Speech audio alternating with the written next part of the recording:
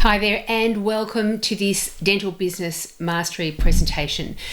Today we're tackling one of the biggest topics that's going around at the moment. It does kind of come from that space where recruitment's really difficult and challenging at the moment because it is forcing us to ask the question, why could any of my team members be dissatisfied, and what can I do to better understand the kind of working environment that they'd love to be in? So let's have a look at Uncover the Reasons Behind Your Dental Team's Dissatisfaction, a 30-minute guide to understanding and improving team satisfaction. Let's go. So what we're going to learn today is understanding the importance of team satisfaction, an introduction into the 10-step checklist that we suggest you move through in order to address team satisfaction in your dental practice. And number 3, exploring each of these steps carefully so you can use the information from these steps and build your own strong dental team. So first of all, why is it so important around team satisfaction? And there are several reasons, and many of them will be obvious. Number 1, when you've got a bunch of people working together who are highly satisfied in their work and the practice that they're working in, that goes straight to the patient experience. And so you will experience enhanced patient care within your dental practice when you have taken the time to create the best environment for your team members and boosted that team satisfaction. Number 2, improved practice efficiency. Just think about some of the most chaotic days that you've had in your career and people are running all over the place. Nobody knows what to do. You get to the end of the day and first thing you do is go to the bar and hit yourself up for a drink because it's just so stressful. But when you compare that to a dental practice that's got great satisfied team members, then they're all adhering to the systems of the practice. They're improving their systems all the time. They're striving to be efficient and productive and stress-free.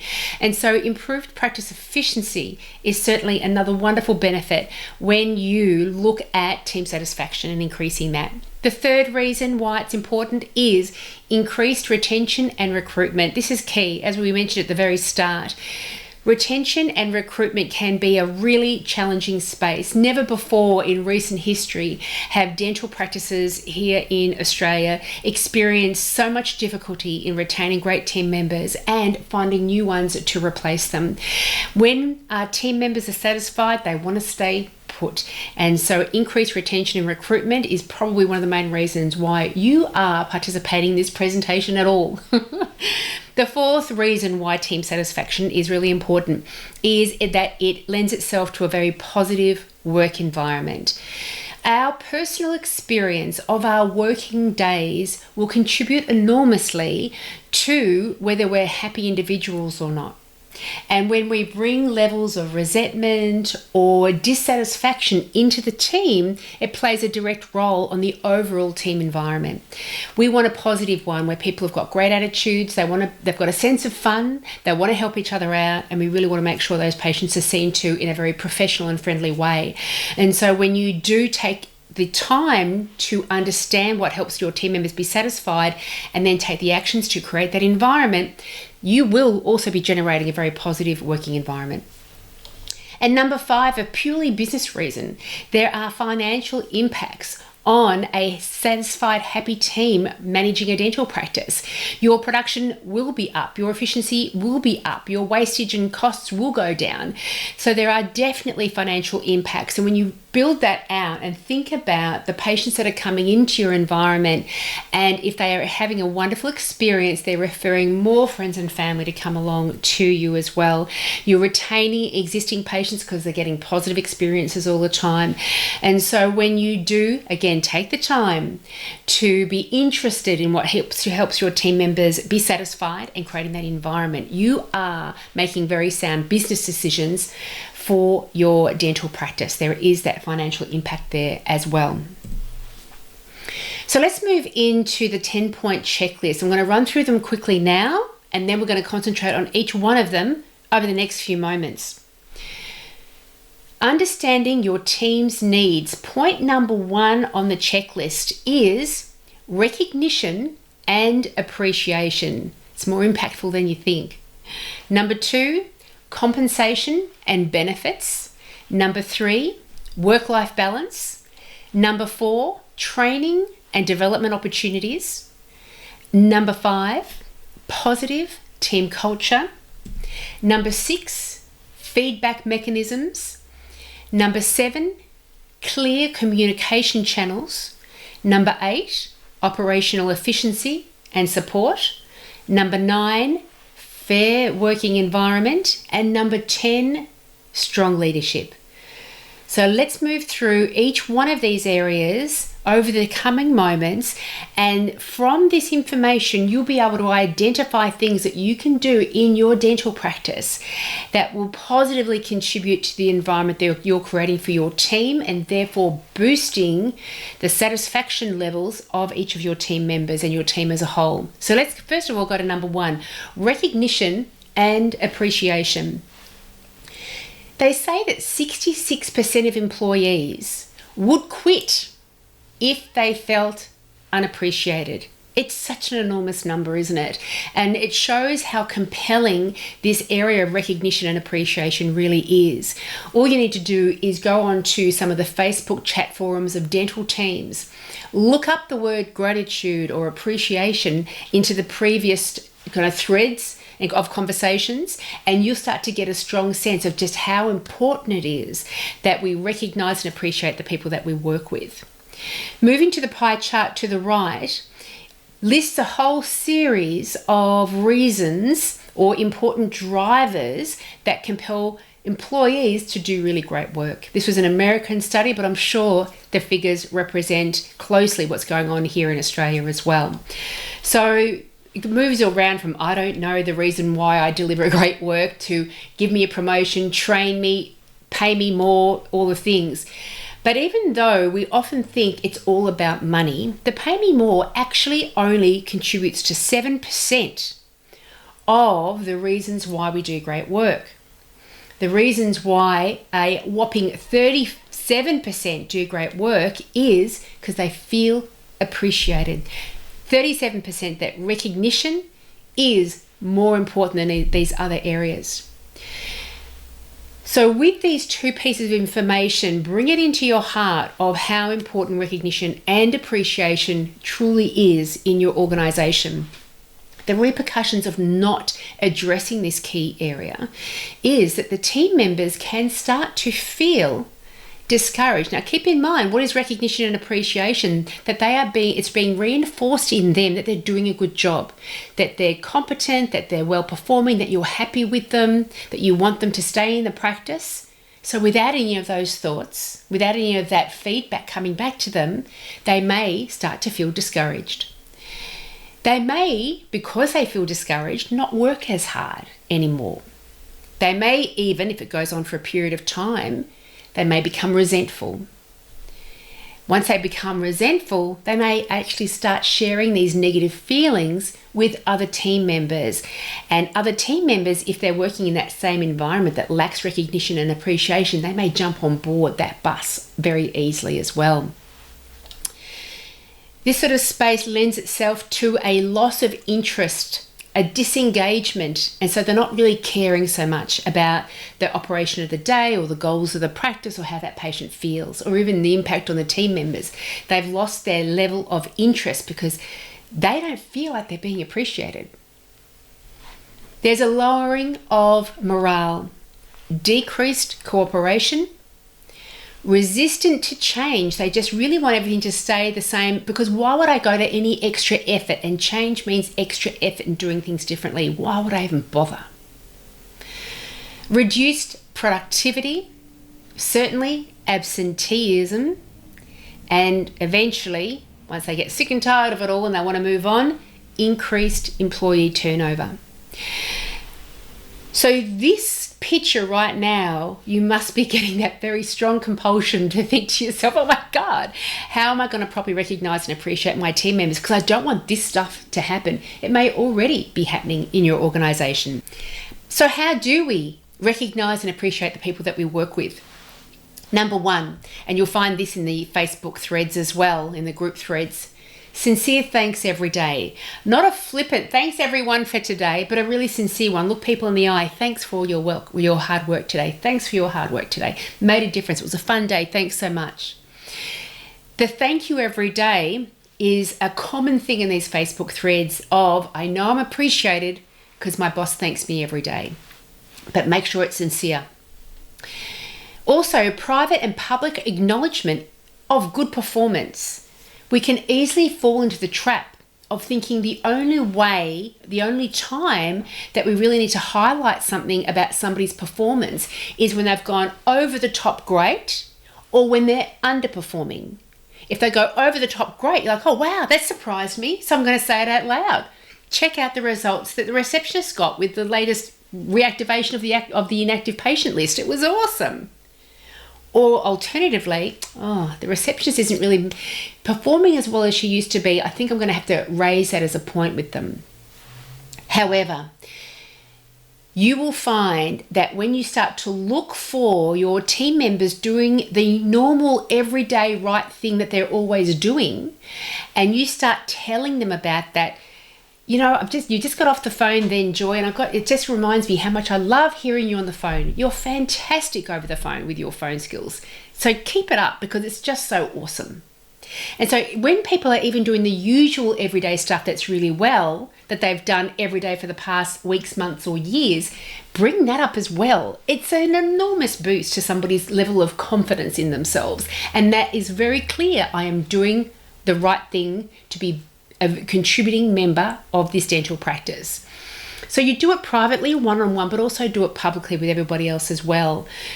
Pick up something through the week or through the month, raise it at team meetings, at morning huddles, just generally in the group when there's a few people scattered around. Just mention these sort of things. It will go a long, long way, I assure you, and it's a wonderful habit to get into.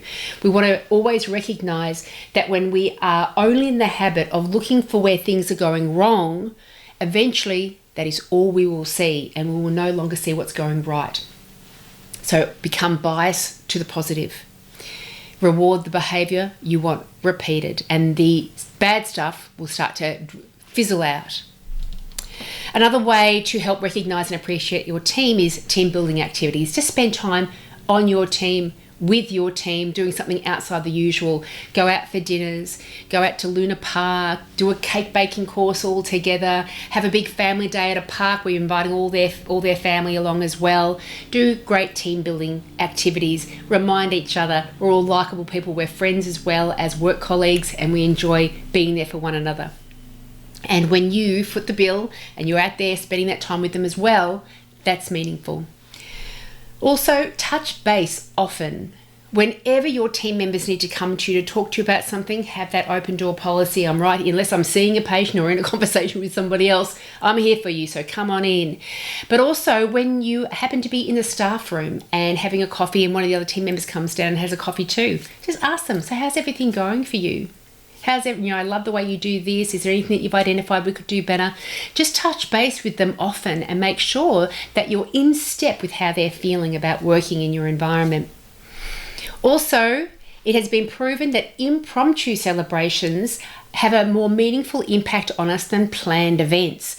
And so if you've reached a target, or if everyone's just has been all doing their usual best, then maybe one morning message everyone saying, come in 15 minutes early tomorrow morning, I'm bringing breakfast.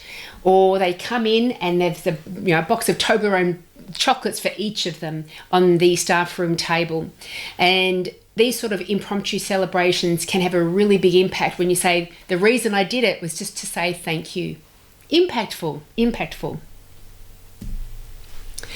That moves us on to checkpoint number 2, which is compensation and benefits. And even though we've already identified that the money that that your employees get for working for you isn't everything, it is still a very important thing to get generally right. Sure, it's not important if it's market value and they could get paid $1 or $2 some more per hour somewhere else, but because of this team culture and everything else that goes into this environment, I'm still happy to stay here. But if you're paying $5, $10 less than what they could get done somewhere else, regardless of the culture, it might be too much of a stretch for them, and they might then start seeking compensation in a better range somewhere else. So it is an important thing to get right. It doesn't have to get right down to the last cent, but you've got to be in that range of what's acceptable for your employees.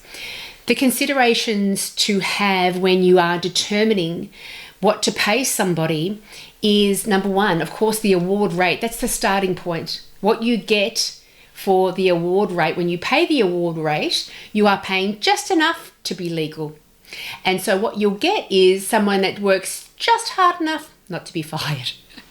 And so the award rate is definitely a starting point. And then after that come further considerations, such as industry standards, like what do other people pay for those particular responsibilities in that role? What has been the industry standard? It's been stagnant for quite a while, I think. And the fifth point here is the market demand. The market demand has gone up for team members because the pool has become smaller. And so we need to consider that as well. But industry standards is the second consideration. The third consideration is the skill and experience of that particular person. What's somebody 1 year into that role compared to somebody that's been 20 years in that role? Their skill and experience is vastly different.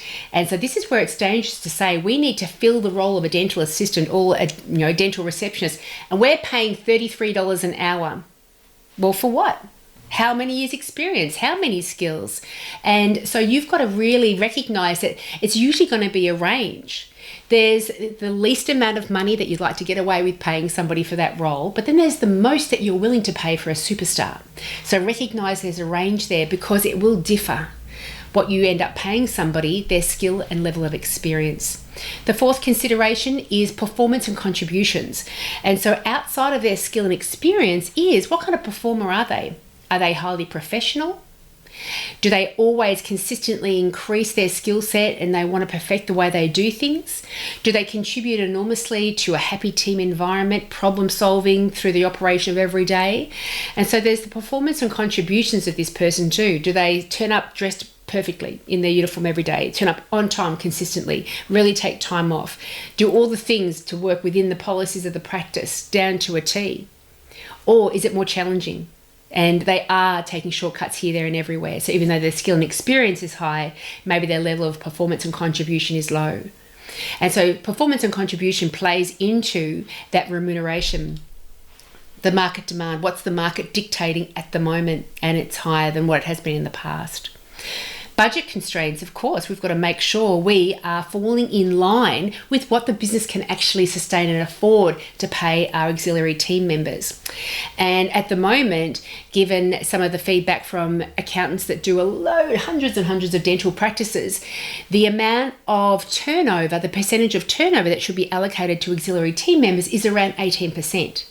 And so figure out what 18% is of your average yearly turnover, and then figure out what you're paying out for the auxiliary roles, the dental assistant, dairy nurse, practice manager, receptionist, and then see how that marries up.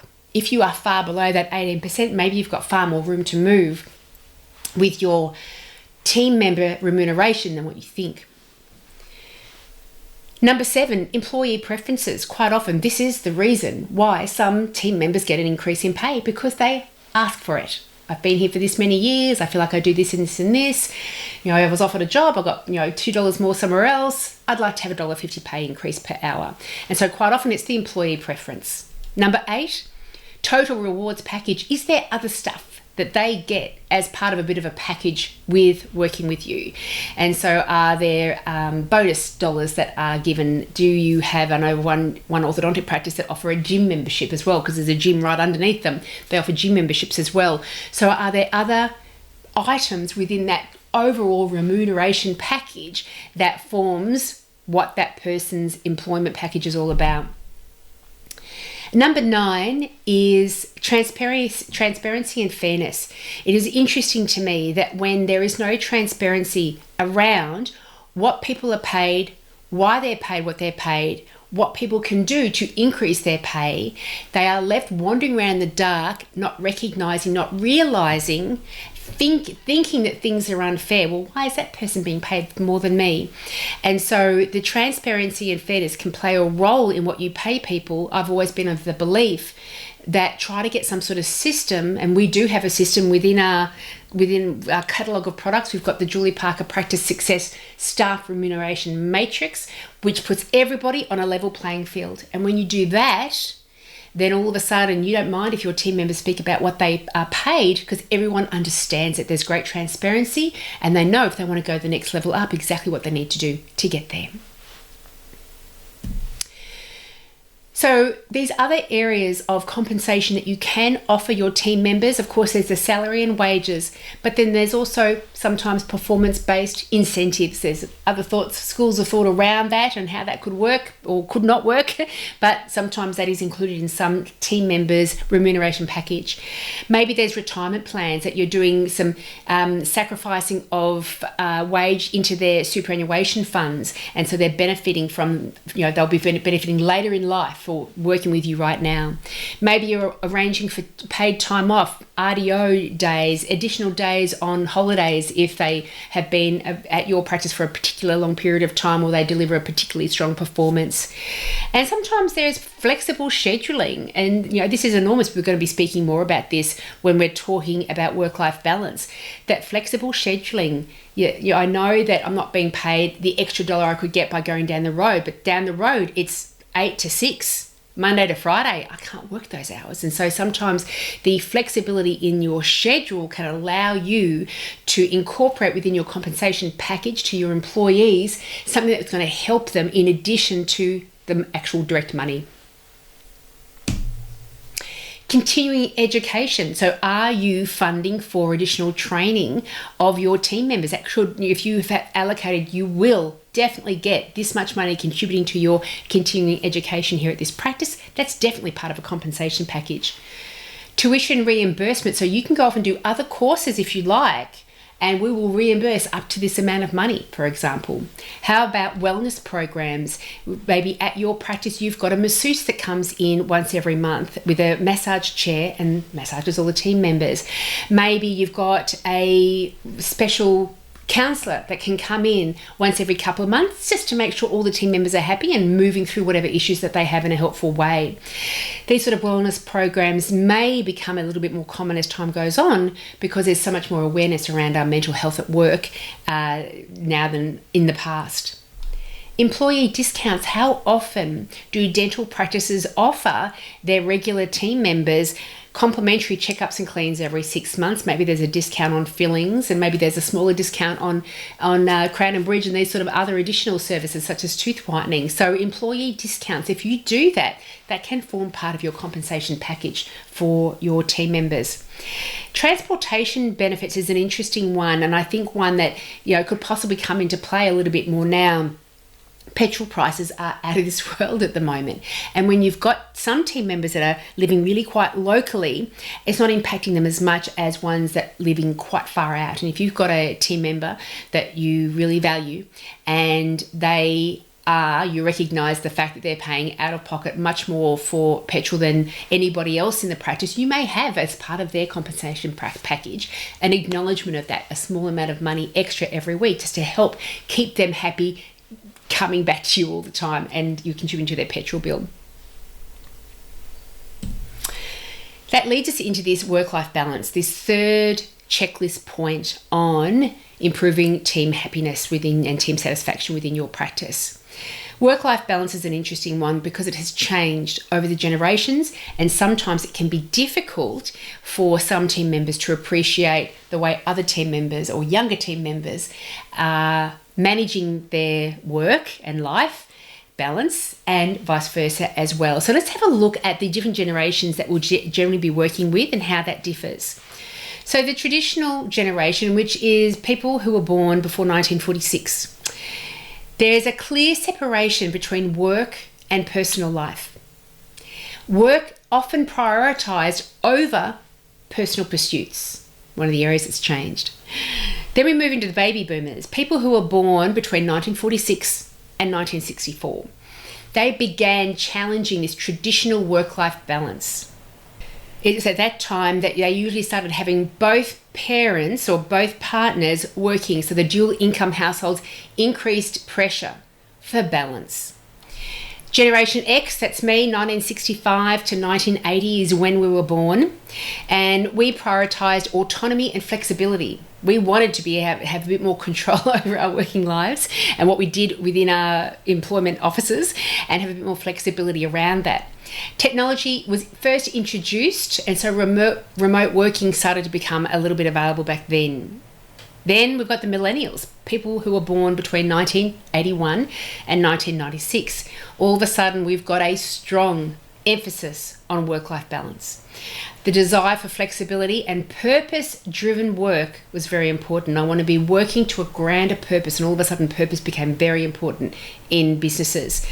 Generation Z, anyone that's born after 1997, values work-driven integration. So it's very much focused now on values. What values do you have? What values do the practice have? Do they align?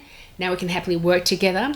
They're very, very comfortable with technology. And there is now a shifting emphasis on self-care. So you can see the disparity here. Traditional generation, work prioritized over personal pursuits.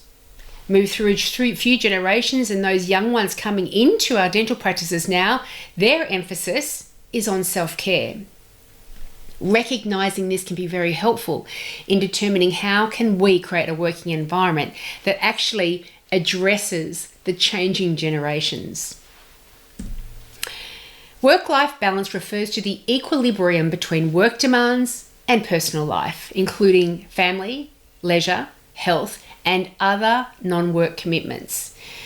So quite often we're being asked now for time off because I've got this holiday, I'm just going to go on this holiday. Back when I was an employee, I had to take holidays when the principal dentist or the dentist that I nursed with took holidays. That was just the rule. Those rules are less likely to fly now because they've got a far more stronger emphasis on their own work-life balance. So some of the things you can consider within your working environment is offering shifts over full-time hours. So the full-time 8 to 6 may not work for a lot of people. So what about if we start at 7 and the first shift goes from 7 to 1 and the second shift goes from 2 to 7? Maybe having those sort of shift sessions going throughout your day is going to help you attract and retain happy, satisfied team members, because you're really doing something to address everything, the business, the patients, but also the team members themselves. How about a bit of job sharing that's been around for a little while? Working from home where possible. Super difficult for dental assistants and receptionists, but if it's a practice manager, maybe they can do some of those tasks at home. Paid time off is a good one as well. That if they accrue a certain number of overtime hours, then you go home and you spend, you get an extra half day off every week for a month because you've accrued those many hours. And so that sort of thing can be very helpful for people. Again, wellness programs within the organisation can be a powerful step that really tells your team members, we care about you. We know that you care about you, that self-care is an important aspect. It can benefit all of us. So let's get these wellness programs going so we all feel like we're being properly supported, not just in work endeavours, but the person that we are, that when we turn up to work every day. Certainly have a supportive culture with the changing demands, the changing expectations of the changing generations. We want to be inquisitive and discover, what don't I know in that space? And so have that supportive culture where people can come to you at any time and say, I'm finding my work-life balance hard to achieve. These are my particular unique issues. And if you're aware of them, then you'll be able to try to come up with solutions around them. You can't come up with solutions for everything, but at least there's an awareness. And if you feel like there's a trend within your team of needing this particular thing, then you can start being a little bit more innovative and creative in your thinking, do a whole bunch of research and think, how can we help make that happen here? If that's going to increase team satisfaction and we get all the enormous benefits from team satisfaction, then we want to go ahead and make changes if we can when necessary. Training and development. So the wellness programs is one thing, but what about training in our skills, helping us be more confident, competent in our roles right now. I've got an image here of something that is indicated in the book by Daniel Pink called Drive. Daniel Pink, in his book, identified 3 main drivers that motivate us as human beings. Number 1, autonomy, when we are in control over what we do. Autonomy is the reason why we hate being micromanaged. Don't tell me what to do every step of the way. Number 2 is mastery. We want to always be improving our skills and improving ourselves. And this is where training and development opportunities falls into play. It's tapping into a core driver that we have. And then the better we become at things, the more autonomy we're often given as well. Purpose is also an important thing. That we want to be working towards something that is bigger than just ourselves, bigger than just our own life and our own personal goals. And so all of these 3 drivers that we have as individuals, every one of them, if they're satisfied, they don't just serve the employee, they serve the dental practice enormously well as well, in turn serving the patients very well. And so do take that step into making sure you're getting some sort of structured training and development plan going in your practice. It's a good thing nowadays with recruitment being so difficult to always feel like you've got that constant retraining and training of job roles and responsibilities going anyway. You know, we want to be able to have a lot of people know how to do the jobs, not just one, because if that one person goes, we lose all of their knowledge and skill set. And when we have got new people coming in all the time, we don't want to be coming in kind of blind with training and like, oh, I'll just kind of train how they should get through the day. When you've got a structured program, you've put a lot of contemplation and thought and planning behind it. And so all of your training, your team training becomes better because of it. So what can you do? Role playing every month. At the end of every one of your team members, have one area of focus that you can just do a bit of role play in. It might be, we only want short things, how we welcome a patient into the dental practice, how we escort a patient from the waiting room into the surgery, how we explain what an extraction is or the post-op instructions to a patient. Role play something every month so everyone gets a chance to re-look at it, reassess, reflect how they do it, pick up on hints on how others do it, and everyone's getting better together. And you are also really clearly identifying this is the way we like to do things here. Certainly within your role playing and team training, have the masters of tasks training others. In your organization, you have likely got one person who's particularly great on the telephones, one person who's particularly great at explaining treatment plans to patients, one person who's particularly great at handling patient complaints, team member conflict resolution, all of these different things. And so when you focus on that one thing, for example, in the role playing every month, how are we going to answer the phone? Find the master in your organization that does it and say, role play it out. Show us how you do it. Tell us what you think about it. What attitude do you bring to it? And get the masters of tasks training each other within your dental practice. Certainly invest in online courses. Dental Business Mastery have loads of online courses, and we've got over 100 training presentations within the club membership as well. So there's no shortage of highly relevant, excellent, insightful presentations that your team members can be looking at all the time. There's live seminars and programs that you can take the team to or send team members off to. Definitely include self-awareness and development. When we understand ourselves better, we work better with each other and we know far better how to manage our patients. And so when we get better individually, the whole team get better as a whole as well. So certainly includes self-awareness and development, courses, seminars, programs, and cross-training is also an important part. Make sure that there's more than just one person that knows how to do the chores or the tasks. For example, when the receptionist is next doing the recalls, identify somebody else and maybe one of the dental assistants that might be interested in learning how to do the recalls and have one train the other. And then they can facilitate that over the coming months, then rolling out that task, then they know how to do it. And so you eventually get to a point where everyone is really pretty comfortable performing key tasks of each other's roles for when someone's away sick or when there's been a staff changeover, when you need to train someone new. The 5th point on our checklist is a positive team culture. This is enormously important.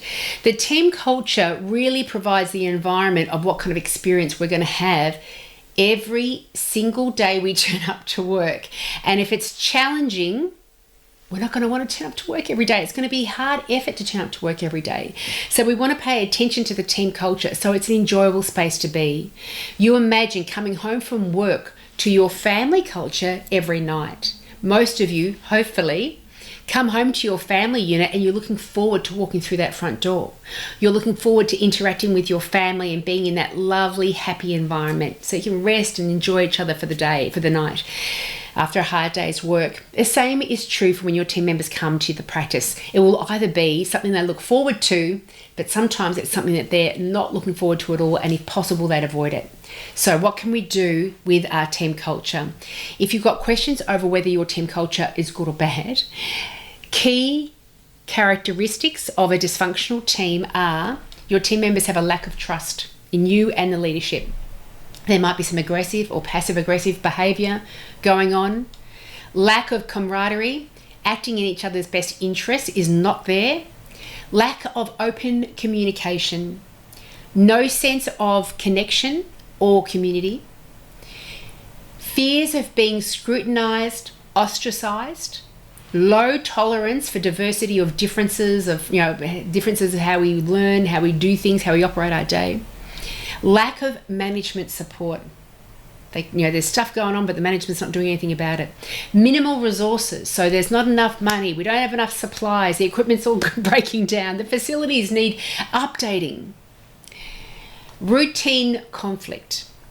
Vague expectations of behaviour and performance. Everyone's got a bit of a different idea of how to behave.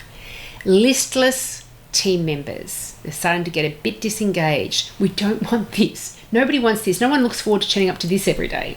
However, a positive team culture looks wildly different. Team members know they can depend on one another. Team members trust each other. They encourage each other's contribution. There is open and frank and safe communication. They have a sense of ownership over their own responsibilities and the practice overall, their success. Decision making involves the whole team. We understand that we all have great ideas that we can bring forward with these sort of systems that impact all of us.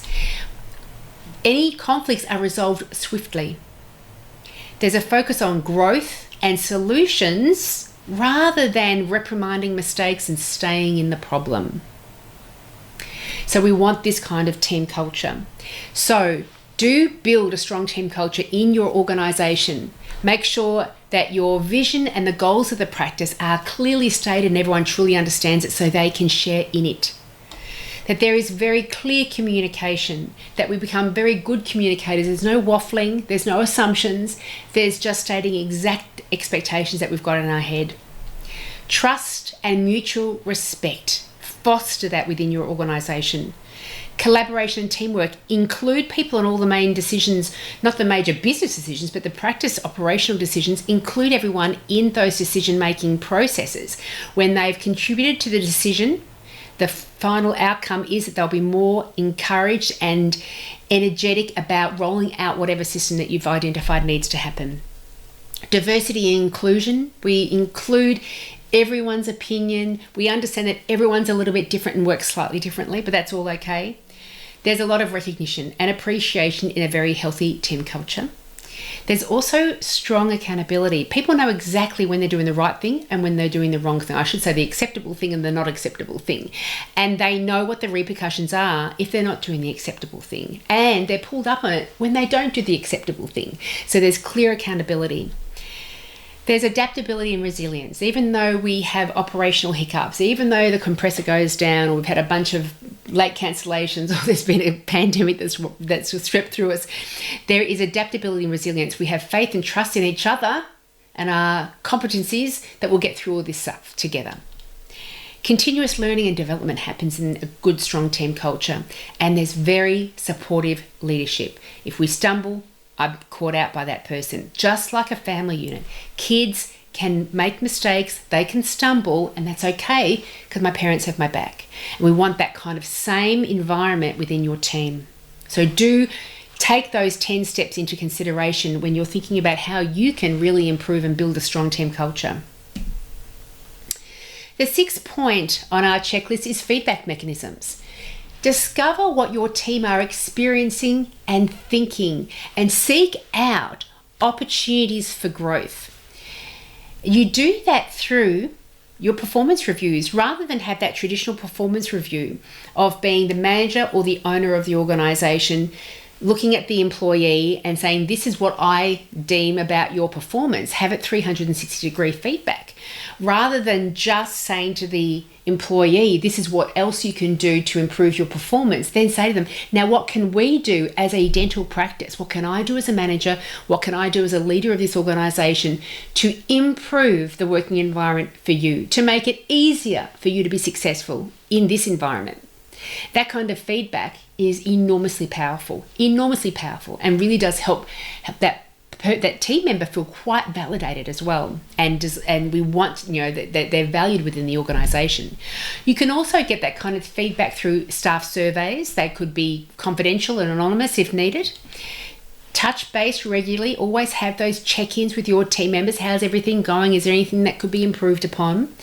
Also, possibly peer-to-peer feedback as well. You can make it anonymous, but share your thoughts about how your peers are going. What are they doing, which is fantastic, and what areas do you identify, in your opinion, could be improved upon? The management of feedback is a big part of team culture too, that it's safe to give and receive feedback here. This is how we manage feedback here. We know that we're all on a constant and never-ending improvement journey, and one of the key ways to improve is to receive feedback, and so we love feedback because we all get better because of it. The 7th point in our checklist is clear communication channels. Quite often, people will be open and give feedback, but there's no opportunities to be able to do it. The team meeting is not enough by itself. That's a public forum, and sometimes people want to share things one-on-one. And so give people a multiple range of avenues, channels to be able to communicate important messages to you. So team meetings, we certainly have those. Just have them every month. Some practices say they don't need team meetings because they solve all the problems on the hop. But that's just one aspect of a team meeting. Another aspect of a team meeting is identifying how we can be better, new ideas that we can bring into the organisation, have some collaborative discussion around management of certain issues. And so the team meetings play a more impactful role. So definitely have them every month. Open door policy. If I'm not talking to somebody else, my door's open to you. I'm here to have a chat. Communication tools. So have WhatsApp, have email. Say, yes, you can call me. These are the hours after practice work that you can call me up to 7 o'clock at night, for example, or 6 o'clock at night. Whenever somebody has delivered something that has an action point for you to take after they've raised that piece of feedback, provide them regular updates so they know that you're still finding that as an important piece of information that you're going to be activating in some way. Also, very important, active listening. So don't just speak at people. Seek to understand, and so have them explain things to you. If you don't understand what they're saying, ask them to elaborate. Tell me more about that. And when you say that, what do you mean by that? And what does that mean to you? Really try to discover what's going on in that person's mind. Active listening. The 8th point on our checklist is operational efficiency and support.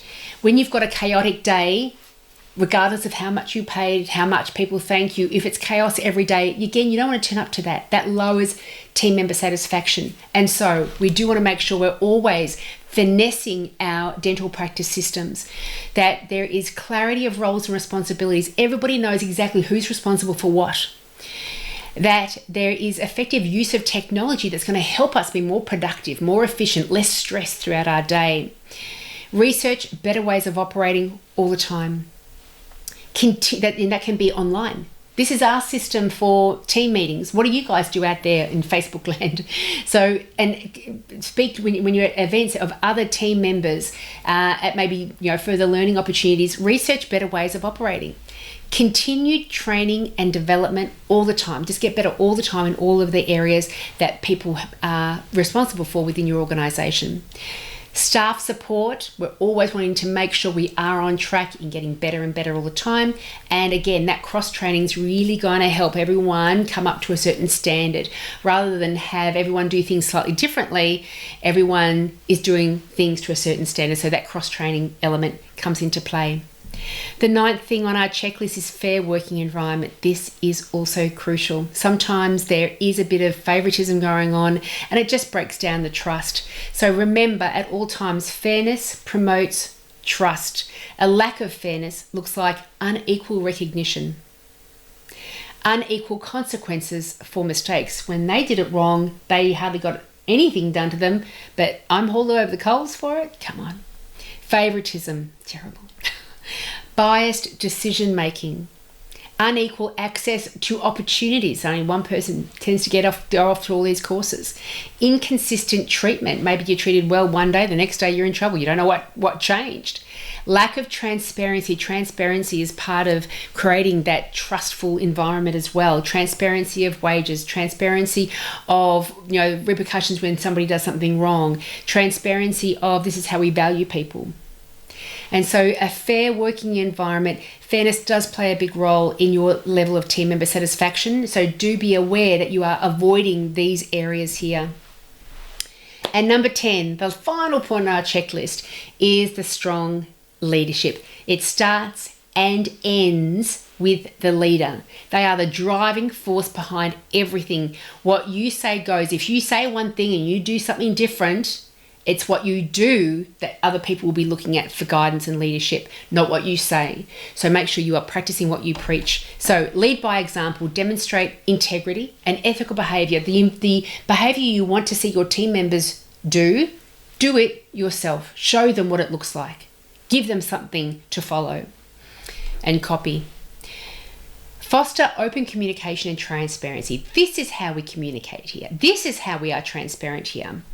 Provide clear vision, goals, and direction so everyone knows what we're working towards. Remember that driver, purpose, one of the 3 main drivers that Daniel Pink identified in his book Drive. Provide that purpose. Empower and support team members. You can do it. I've got confidence in you. You're just going through the learning phase. You'll get there. Encourage innovation and continuous improvement. Really encourage people to get better and better all the time and think a little bit creatively about how to solve any issues that are going on in the practice. Number 6, develop trust and accountability. Really key, trust and accountability. I trust in this workplace because people, when they do fall down, there is an accountability trail. There is something done about that. The standards don't just get lost and loose as we go. Lead with emotional intelligence and empathy. We're dealing with human beings with feelings and thoughts and uniqueness. So lead with that emotional intelligence and empathy. Mentor and develop future leaders. Like, we're all going to get better together. And some people, interestingly, it's the ones you wouldn't identify start showing really strong leadership skills. So mentor them, bring them up to that. Number 9, manage conflict and resolve issues effectively and swiftly, if possible swiftly as well, but certainly manage any conflict very quickly because it can fester and then lead to resentment very quickly. And number 10, promote a positive and inclusive organisational culture. We can all succeed here. We recruit very carefully and we're all here to succeed together. We hope that this presentation has really helped you identify how you can build a very strong sense of team satisfaction within your organisation. It is crucial, a crucial step in your effectiveness and success as a dental practice. If you require any further assistance, please reach out anytime. Otherwise, good luck and we wish you the very best moving forward.